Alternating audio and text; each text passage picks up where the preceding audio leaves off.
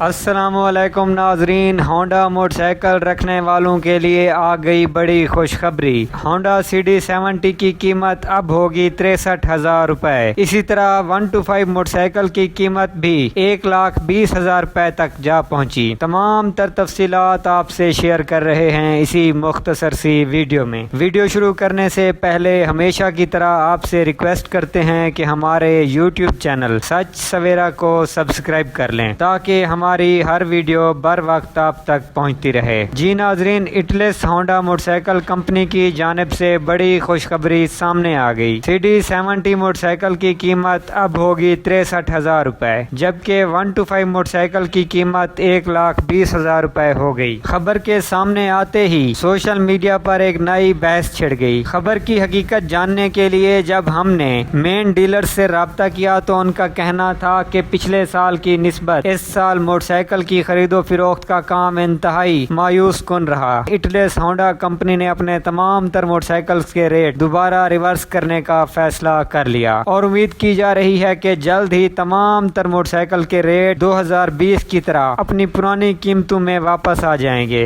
फिर उम्मीद की जा सकती है कि होंडा मोटरसाइकिल के शौकीन अफराद होंडा की खरीदो फिरोख्त के हवाले से होंडा कंपनी की दुकानों का रुख करें।